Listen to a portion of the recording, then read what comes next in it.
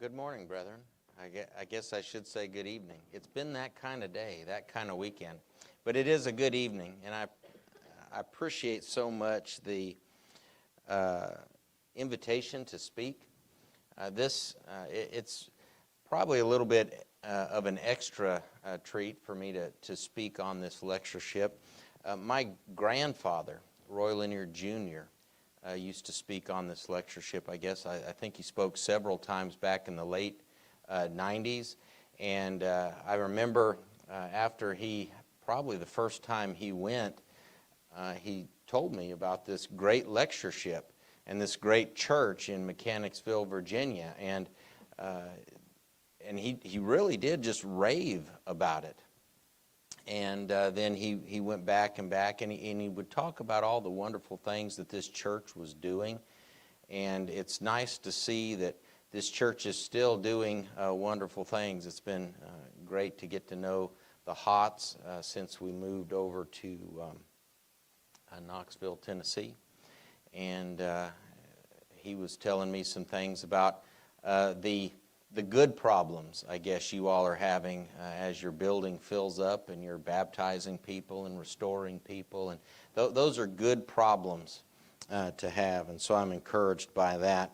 The Greater God and Our Marriages is a interesting title for probably a subject that every preacher has at least one sermon or probably several sermons in their file for. And I, in a number of ways, struggled with what to do with it exactly. And I looked over the rest of the lessons that were presented. And it's really interesting to me that of the three institutions that God ordained, the home and marriage is the only institution that God didn't create because of sin. Civil government was created because of the evils and the excesses of mankind and the refusal of many men, if not most men, to treat their fellow man in a good way and a loving way. And so God instituted or ordained civil government to deal with that, to protect man in this life. God ordained the church or created or instituted the church in order to deal with man's sin, in order to give man the ability to repair his relationship with God and to go to heaven and not be eternally condemned. But then you have the home, then you have marriage, and that institution was created by God the same week He created the universe. It was created on day 6. It's as old, essentially, as God's entire physical creation. And it was created before sin even entered into the world. And it was established not to deal with sin, but purely and solely for the benefit of man. And it's proven its worth, it's proven its character, it's proven its value and its blessing to mankind for, if you will, roughly 6,000 years since the universe was created. Proverbs 18 and verse 22 says that marriage is a good gift from God. And Psalm 127 and verse 1 says that unless the Lord builds the house, they labor in vain who build it. And so any marriage that's built upon the framework that God has put in place in Scripture is certainly a good thing. But there are challenges to marriage. Challenges to marriage, especially in our godless culture. And so how can we ensure that our marriages are going to be what God wants them to be? How can we make sure that our marriages will be like we want them to be? Everybody who gets married, I would assume, everybody probably has hopes and dreams for what they want their marriage to be. Well, how can we make sure that our marriages achieve those hopes and those dreams? Hebrews 13 and verse 4, which is not really the verse we're going to base. Well, I guess in a sense it's going to be the theme verse for this sermon, but we're going to look at a lot of other passages. But marriage is to be held in honor among all. There's something special about marriage. There's something honorable about marriage, and we'll talk more about that. And he goes on to finish out that verse by saying, let the marriage bed be undefiled, because fornicators and adulterers God will judge. Well, if we want our marriages to be the best that they can be, there are three facts that we need to remember about the greater God and our marriages. And the first one is that the greater God created marriage. If you want to look with me in Genesis chapter 2, we're going to spend a little bit of time there on this point. But the greater God created marriage, and it's interesting. It's fascinating to me that God created man and woman missing something. He intentionally created them not whole or not complete if you will, mentally and emotionally and spiritually and so on. He was created with something missing. In Genesis 2 and verse 18, the Bible says that it's not, or God says, it's not good for man to be alone. I will make him a helper suitable for him. Now, God didn't just figure that out on day 6 of creation. God intentionally did that. He intentionally made man with something missing. He intentionally made man alone to start with. And he said it's not good for man to be alone, but he said that for man's benefit. So man would understand that. And then he sends man, if you will, on a journey of discovery of sorts, if I could put that in quotes, so that man would fully realize that, hey, I'm missing something here and I need something. And he would be impacted by his loneliness. And so if you look with me in verses 19 and 20 of Genesis 2, it says that out of the ground the Lord formed every beast of the field and every bird of the sky and brought them to the man to see what he would call them. And whatever the man called a living creature, that was its name. And the man gave names to all the cattle, and to the birds of the sky, and to every beast of the field. But for Adam there was not found a helper suitable for him.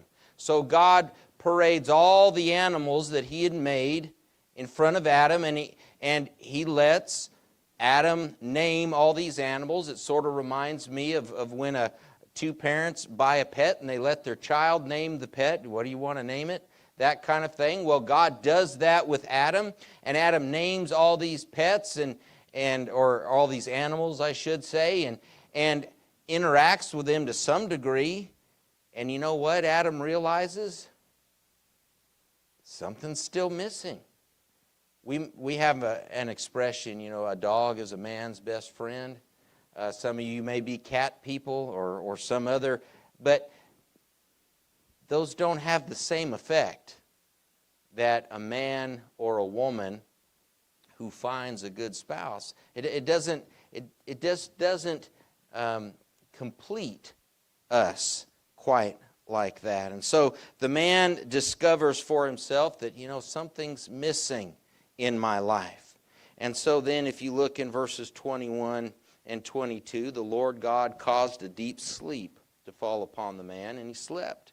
And then he took one of his ribs, Adam's ribs, and closed up the flesh at that place. And the Lord God fashioned into a woman the rib which he had taken from the man, and brought her to the man. And so God, in a physical sense, does something that represents what was going on with Adam emotionally and mentally and spiritually at that time. He literally takes a rib out of the side of Adam, and so now Adam is physically missing something from his body, and God takes that rib and he makes a woman, and he brings the woman to Adam. And so then Adam, in his joy at now finding what's missing in his life, says, this is now bone of my bones. This is verse 23. And flesh of my flesh. She shall be called woman, because she was taken out of man. For this reason a man shall leave his father and mother, and cleave to his wife, and the two shall become one flesh. Notice what's going on here. you have two people that were created, in a sense, partially whole. They were parts. They were, if you'll allow me to phrase it this way, they were half a person and half a person. And God intentionally created them that way. And to showcase that, God physically took the rib out of Adam. And so now Adam's missing something. And God fashions from that rib a woman, and He brings to Adam what he's missing. And Adam is what's missing from Eve. And so you have these two partial human beings who then get married, and what happens? In a figurative sense, they become a whole person. And it's wonderful, and it's beautiful, and Adam is excited. He's happy. And he exclaims, "This is now bone of my bones and flesh of my flesh." This woman, or this person, literally came from me. And she's named woman because of her relationship to the man. That's interesting how man and woman, got their names. Because they're related, if you will, to each other.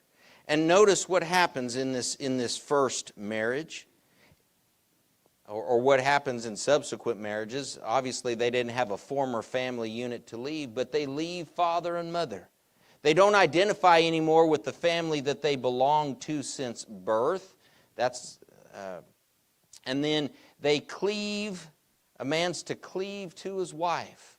In other words, he forms a new family relationship that he identifies with, and the two become one flesh. And many people take this term one flesh to be just simply the sexual relationship, and that may be part of it, but really it's not even the biggest part of it, and really it's not an essential part of it. One flesh involves the union of two people in a relationship where they become one, or they become united mentally, emotionally, spiritually. Their likes and dislikes grow more and more to be the same. Their goals and their values grow more and more the same. And it's a beautiful, wonderful, and special relationship that God created, the greater God created, because He knew that's what mankind needed. It's an incredibly special blessing, created specifically and totally for man's benefit. And it's been here as long as the universe has been in existence. He created man to find wholeness, if you will, in marriage. There's just something about us that's missing. You don't have to teach even little kids, but you don't have to teach teenagers and young adults to date other teenagers and young adults. You don't have to teach them to look for mates. Why?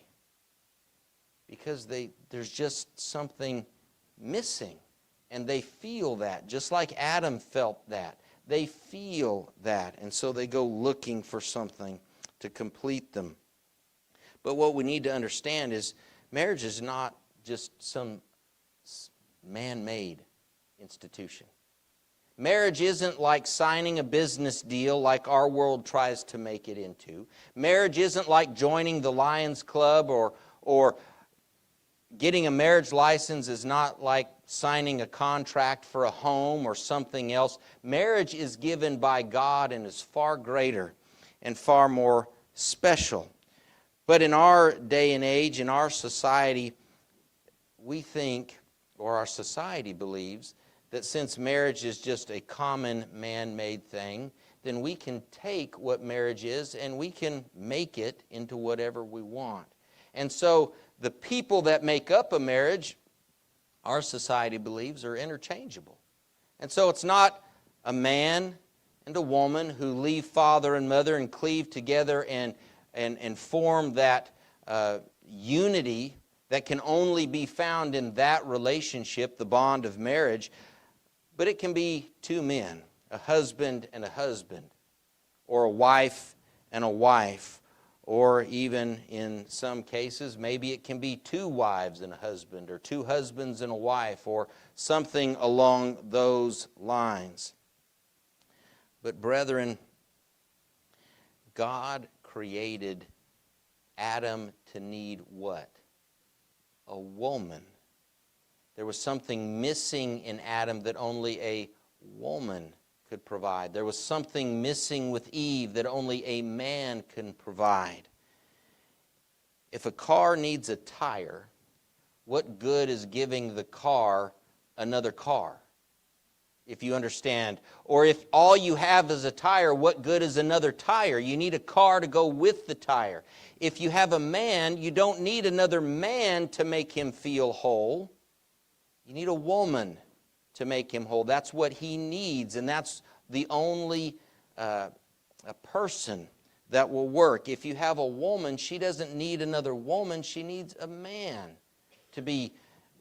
to achieve that completeness or that wholeness or that unity that comes in marriage. And so we need to understand that God knew what he was doing. And marriage is a creation of God meant to bring man happiness, fulfillment, and completion while on earth. And if we try to change out the people involved in that, the genders of the people involved in that, those 2 people will never be able to have anything even close to the unity, to the completeness, to the wholeness, to the one fleshness, if you will, that God created marriage to have. The greater God created marriage, but secondly, brethren, the greater God governs marriage. He assigned the roles. He didn't just create it, but he said, here's the job or the role I want the husband to do, and here's the job or the role that I want the wife to do. And if we go to Ephesians chapter 5, we gain a lot from this discussion, from that, or toward this discussion from that passage. In Ephesians chapter 5, beginning in verse 25, or in verse 25, Paul writes, "Husbands, love your wives as Christ loved the church and gave himself up for her. The husband is to love his wife just like Christ loved the church." The church here in this passage is likened to Christ's bride. And Paul says, you want to love your wife correctly? Then love her just like Christ loved his bride, the church. And how did Christ love his bride? He gave himself up for her. His was a sacrificial love. He died for his bride. There was not anything he was unwilling to do for his bride. And because it took his death to save his bride, he died. He died gladly, and he died willingly. But notice verses 26 and 27. So that he might, why did he do this? So that he might sanctify her, having cleansed her by the washing of water with the word, that he might present to himself the church in all her glory, having no spot or wrinkle or any such thing, but that she would be holy and blameless. So what did Jesus do or why did Jesus die for his bride? Well, he died for his bride so that his bride would be sanctified, so that she would be pure, so that she would be sin-free, and he could present her on Judgment Day as someone worthy of going to heaven. Well, brethren, what's a husband supposed to do with that? Well, brethren, Jesus' every thought and action was to do what? To get his bride to heaven. That was Jesus' goal for his bride, and that should be the goal for every husband. What's your job as a husband? Your one job as a husband is to get your wife to heaven. Every thought you have, every action you perform should be with the idea of getting your wife to heaven. That's the kind of love you should have. The love Jesus had for his bride, the church, was a caring love. Look in verses 28 and 29. So husbands ought also to love their own wives as their own bodies. He who loves his own wife loves himself, for no one hated his own flesh, but nourishes it and cherishes it, just as Christ also does the church. What does that mean?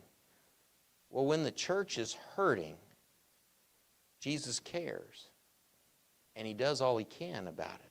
When the church legitimately needs something, what does Jesus do? He does everything he can to provide it. What should a husband do with his bride? Brethren, if I hurt my physical body, what do? I do whatever I can to alleviate that hurt. Even if I just stub my toe in the middle of the night walking through the house, every action that the rest of my body undergoes is to what? To alleviate that pain. If I'm grieving, what do I do for myself as a husband? I try to comfort myself. Well, that's what I should do for my wife. Because if I love my body, I should love my wife even more so. That's what Christ does when my bride is hurting. When your bride is hurting, what should we do? We should spring into action and do all we can. Whether it's physical pain and taking them to the doctor or providing whatever care and comfort we can, to emotional pain. Maybe they're grieving over something, or they're just having a bad day or a bad season, if you will, in life. The husband cares, and he nurtures her and cherishes her. And Christ's love was also, or is also, I should say, an unbreakable love. In verses 31 and 32 of Ephesians 5, Paul says, "For this reason a man shall leave his father and mother and cleave to his wife, and the two shall become one flesh." And then he says, "This mystery is great, but I'm speaking with reference to Christ and the church." You see, the interesting thing is, Christ has been working for his bride since even before his bride existed. The church has been in the mind of God from time immemorial, and Jesus has been working for the church since before he even created the universe. And then he died he came to this earth for his bride. He died for his bride, and he continues to work for his bride. He loves his bride, and nothing has ever changed that. And so as husbands, we need to love our brides, our wives, the same way.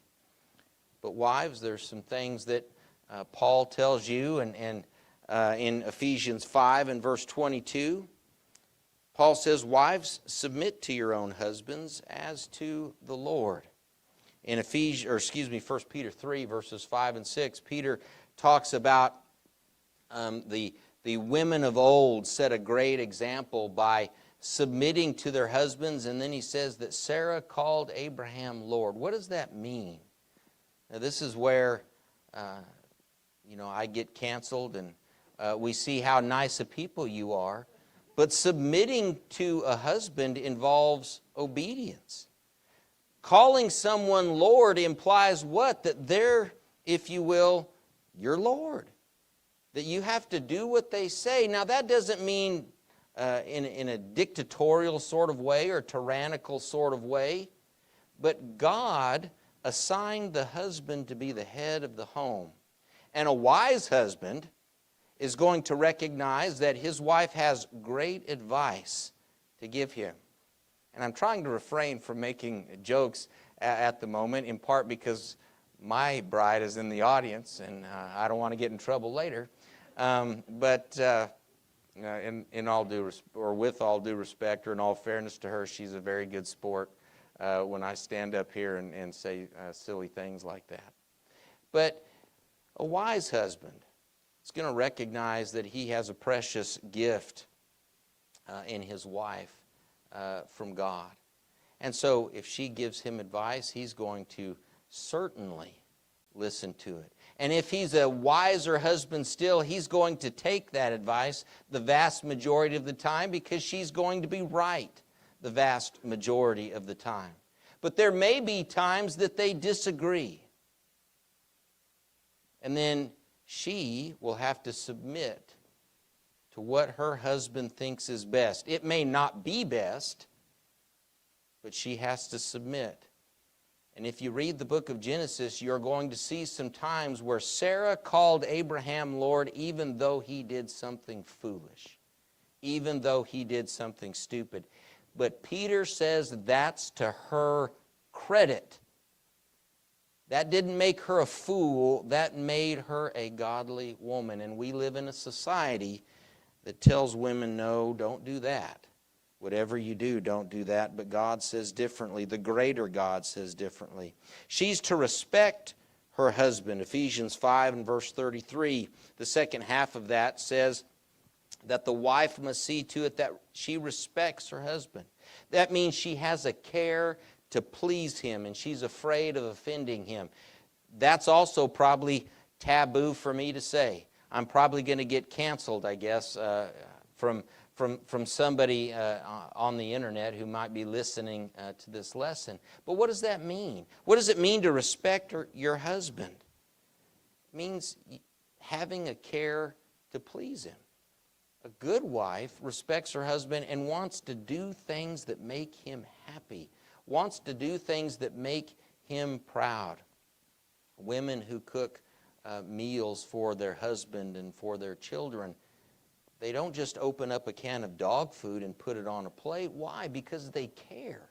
And they spend time in the kitchen making those meals, and they want them to taste good, and they want them to be nutritious, and they want their family to say, this is a great dinner. Why? Because they care. They want to please their husband. I love chicken fried steak. And you know what my wife makes me on occasion? Chicken fried steak. And she does a very good job with it. Why does she make me chicken fried steak? Not because she likes it, because she doesn't like it very much. She makes it because I like it. Because, if you will, she respects me. But wives should also be afraid of offending their husbands. They shouldn't do and say things that'll hurt their feelings, that'll embarrass them in front of other people, that criticize them and make them feel an inch high. But a wife is also to love her husband. Titus 2 and verse 4 says that the older women are to teach the younger women to love their husbands and their children. Why do they have to be taught to love their husbands? Well, because husbands can be hard to love oftentimes, unfortunately. But it means more than just putting up with him when he's being difficult or what have you, or as my wife has told me before, when they're on her last nerve or whatever. But it means that she puts her husband first, before herself. She puts her husband before her career. She puts her husband before her own pleasure, and the list goes on and on. She puts her husband first. And we live in a society that says, no, a woman should not do that. But see, we need to understand that the creator of marriage, the greater God, has told us how marriage is to function. And who better than the creator of something to understand how it works? There's a true story from what I'm told. I even asked a woman a number of years ago about this. Her father had worked with Henry Ford up in Michigan in Henry Ford's factory. And anyway, so he knew Henry Ford personally, and she said that her father had verified that this was a true story. And Henry Ford apparently was out camping on an extended camping trip, and I guess he used to take these on occasion, and he would take them with very famous people like Thomas Edison and Mark Twain and some others. But as he was driving this country road way back when, there was a farmer whose car or truck had broken down, and so Henry Ford pulled over and offered to help the man and got his tools out and fixed the man's engine pretty quickly and pretty easily, and the man was amazed. He said, "How did you know how to fix this car so well?" And Henry Ford said, "Well, I'm Henry Ford. I built this car." You see, he made it, so he understood how it worked, and he understood how to fix it, and he understood what made it go. Well, our society has tried to reinvent the God-created roles in marriage. Our society has, in the name of equality, our society has given women the loudest voice and the most dominant voice in the family. In the name of equality, our society has relegated men to this timid, submissive role where they're really not even necessary in a marriage other than they had to sign the marriage license. And they're really not any good for anything. They're just sort of the foolish guy that the rest of the family has to put up with. That's how our media portrays husbands anymore. But God has said, no, this is how a husband functions. And this is how a wife functions. And if we were to take a car and just decide we wanted to take the parts of a car and just switch up their function, how well would that car operate? If we were to say, you know what, I'd really rather have the radiator be the gas tank and the gas tank be the radiator. And so I'm going to put gas in the radiator and I'm going to put coolant to cool the engine in the gas tank. What's going to happen? Nothing. Except you're going to take it to the mechanic and it'll be an incredibly expensive fix, I would assume. You can't just switch up how the parts of something function and expect it to function well, if at all.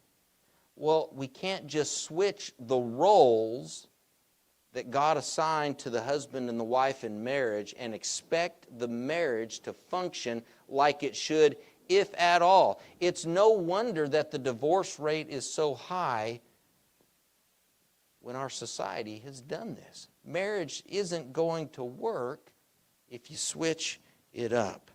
And only through fulfilling our God-given roles in marriage will our marriages achieve the highest heights. Will we have that unity that God with our spouse that God created us to have? The greater God created marriage. The greater God governs marriage. But thirdly, the greater God protects marriage. There are things that God has instituted to keep the marriage going, to keep it functioning, to keep it from falling apart and disintegrating. The greater God has given us ways to insulate our marriages against attack. In Matthew 19 and verse 6, Jesus says, so they are, in response to a question about divorce, he says, so they are no longer two, but one flesh. What therefore God has joined together, let not man separate. And man has been trying to separate God's marital handiwork almost since Adam and Eve were married. But marriages are protected when husband and wife obey Scripture, simply put. God has told us how to properly enter into a marriage, which we've already talked about. A man leaving his father and mother and cleaving to his wife, and the two becoming one flesh. But he tells us how to keep our marriages strong and whole. In Hebrews 13 and verse 4, once again, marriage is to be held in honor among all. And then he says, let the marriage bed be undefiled. For fornicators and adulterers, God will judge. Our world is trying to destroy marriage by ruining the honorable nature of marriage and by destroying, if you will, or defiling the marriage bed. Some current facts that I just looked up. 43% as of 2023, 43% of first marriages end in divorce. 60% of second marriages, 73% of third and subsequent marriages end in divorce. Now, granted, most of those second and third marriages probably weren't approved of by God in the first place, but divorce is rampant in our society. Open marriages are becoming more and more common. Marriages where one or both parties agree to let the other one seek sexual fulfillment with someone who's not the spouse. And that's not just becoming common, it's becoming accepted, and even in some places in our country, even celebrated. Unmarried people living together, having a sexual relationship together, is more and more common, but it's accepted as normal and natural, and in some cases is even being looked upon as better than being married, because marriage is being looked upon as something as some trapping of a bygone generation of a misogynistic, woman-hating society. Unmarried people planning to have children out of wedlock is treated as just as good, if not even better, for the children involved, for the home, than what we would call biblical or traditional marriage. That's what our world is doing. You see, the way the world attacks marriage, you see in all these cases, really, it's the marriage bed in many respects that's being defiled, and how these attacks are coming. One of the things that destroys marriages is infidelity. Matthew 19:9 talks about that whoever divorces his wife, except for fornication, and marries another, commits adultery. Pornography is another way our society attacks the marriage bed. Now, while it's not fornication, it's still lust, and it's still something that destroys marriage. But then there's also coveting. Deuteronomy 5 and verse 21 says, don't covet your neighbor's wife. And by extension, a woman shouldn't covet her neighbor's husband. But what is coveting? Coveting is looking at what someone else has and comparing it to what I have, and saying what God has given me and what God has blessed me with is not good enough for me. I need what they have. And we live in a society where men and women covet, if you will, their neighbor's wife or husband, or the man or the woman down the block, or the person, the unattainable actor or actress on TV. They covet that. Many couples have a deal, so to speak, that if such and such a celebrity were ever to proposition them for sex, that they would get a freebie or a get-out-of-jail-free card on that one. That's where our society is, brethren. We need to remember that if we have a husband or if we have a wife, that God has blessed us with something tremendously special. He has given us the opportunity to achieve a completeness, a wholeness, that we can't with anyone else. And we never need to look down upon that blessing by wishing we had somebody else's blessing or a different blessing. We would never defile our car, if you will, to keep using this illustration, by pouring water into the gas tank. Wouldn't make any sense, because we know that if we did, our car wouldn't operate. Why would we expect our marriage to function if we're going to, if you will, in a figurative sense at the very least, defile the marriage bed? Whether through outright infidelity or coveting or the like. Only through keeping the marriage bed undefiled can our marriages be protected. And God knew this. God knew this. God knew that since before the creation of the world, He knew how and why He was going to create marriage. And He knew how and why He was going to govern marriage. And He knew how and why He was going to protect marriage. And our society has spent the entirety of its existence trying to figure out a different way to do it other than what God created and governs and protects. And in every single instance, our society has failed and failed miserably. And if you don't believe me, just go back and look at all the divorce stats that I just mentioned. If our society was so smart and knew what it was doing, the divorce rate would not be 43%, and you wouldn't have nearly as many second and third marriages to even have stats for those divorce rates either. God knows what He's doing. And it's amazing, every time, if a man and a woman do things God's way in regards to marriage, every single time, the divorce rate would be 0. And that's a fact. And the reason is because God knows what He's doing. Brethren, thank you so much.